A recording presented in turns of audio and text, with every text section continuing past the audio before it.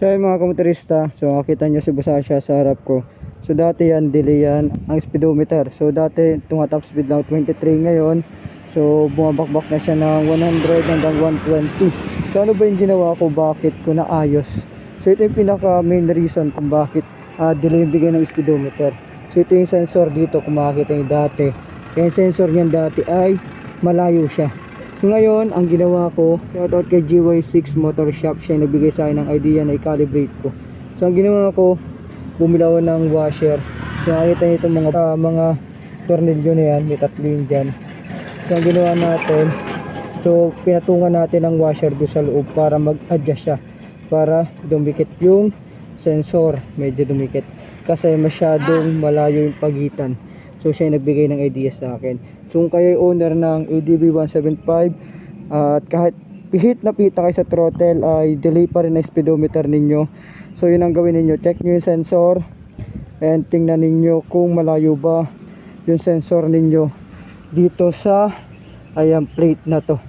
So kung ganun ang sensor ninyo at delay, so lagyan nyo rin ng washer dito, so i-calibrate ninyo.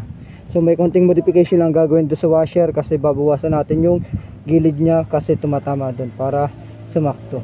So ito yung mga basic accessories na inilagay ko dito para magkaroon ng konting forma. So naglagay tayo ng half crash guard, naglagay tayo ng MDL nating dalawa.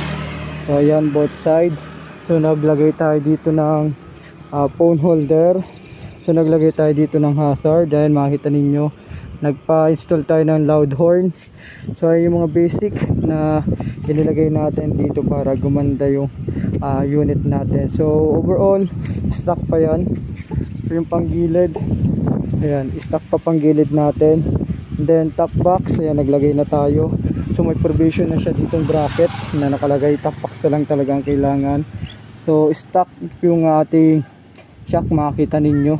So napakaangas, no? So overall, ayan, stock pa yan. So base naman dito sa panel gauge natin, kung makikita ninyo, so digital na yan. So buksan natin. So yung panel gauge natin, so makikita nyo dyan yung odometer. Then long press natin ito ng 7 seconds siguro. So lalabas dyan yung trip meter. Ayan, lalabas yung trip, makikita nyo naman. Then balik na natin. And then pag nilong press natin ng mas matagal, so pupunta naman dito sa time para ma-set up. So yung sa gas, ayan, dito yung sa baterya. So ito naman yung RPM, makikita nyo dyan. So yun lang, geng.